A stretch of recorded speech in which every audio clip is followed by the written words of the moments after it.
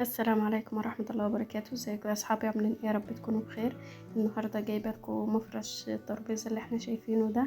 مفرش باسهل طريقه. رحت اشتري مفرش، لقيته ب100 جنيه، ويعني وخفيف ومش بيعيش.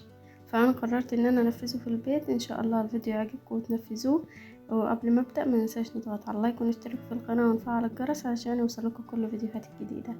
نسمي بسم الله. انا عندي القماشتين دول احنا نجدنا بيهم الكنب قبل كده، والفيديوهات بتاعه تنجيد الكنب هسيبها لكم في صندوق الوصف، والكفر اللي احنا هنشوفه برضو هسيبه لكم في صندوق الوصف. عندي القماشتين دول قماشه 30 في 30 سنتي في 30 سنتي، والقماشه الرمادي دي بتكون متر في 50 سنتي او 100 سنتي في 50 سنتي طبعا، والمقاس اللي انت تحبيه.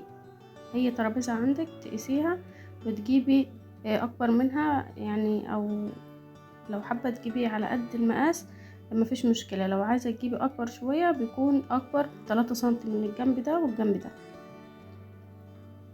هقص قطعه مربعه اللي هي 30 في 30 واللي هي متر في نص.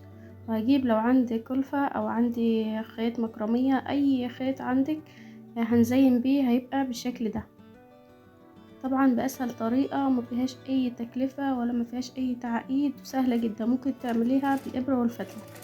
بس كده انا بحط القماشة الصغيرة على القماشة الكبيرة، وبحط الكلفة دي او الجبير على اخر القماشة الصغيرة، وبخيطهم مع بعض. لو حابة برضو تلزقيها وبعدين تخيطي مفيش مشكلة، عايزة برضو تثبتيها بدبابيس وتخيطي برضو مفيش مشكلة.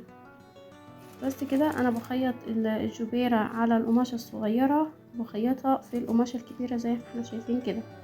هيبقى شكلها جميل جدا وعملية، وتغسليها في الغسالة ما تتقطعش ولا ما يحصلهاش اي حاجة. طبعا انا شفت المفارش بتاعت الترابيزة الصراحة ما عجبتنيش يعني، وغالية جدا ومش عملية يعني تغسليها وتفرشيها وكده، يعني مش عملية خالص. فانا قررت ان انا انفذه في البيت، بحيث انه لو حابة اغيره، حابة اعمل مفرش تاني، يعني اي حاجة تكون انتي عاملاها بايدك، ما تحتاجيش للبره بالاسعار الغالية دي. بس كده انا بعد ما بخيط الخيط المكرمية ده او الجبير ده، باجي كده اخر المفرش بتاعي او بتنيه او بعمله اوفر. بس انا عملته اوفر يعني عشان يبقى شكله بسيط كده وسهل جدا. هيبقى شكله جميل جدا زي ما احنا شفناه كده اول الفيديو. بس كده، وده كان الفيديو بتاعنا. ان شاء الله هتنفذيها، وممكن تعملي مفرش سفرة كبير، ممكن تعمليها بدوران كده، تعمليها مدور، تجيبي طبق كبير كده وتقسيه على قد القماشة وتخيطيها برضو بدوران، برضو هيبقى حلو اوي.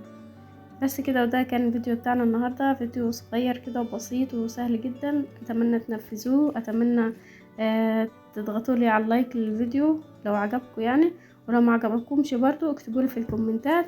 وشكرا لكم وشكرا للمتابعة، والسلام عليكم ورحمة الله وبركاته.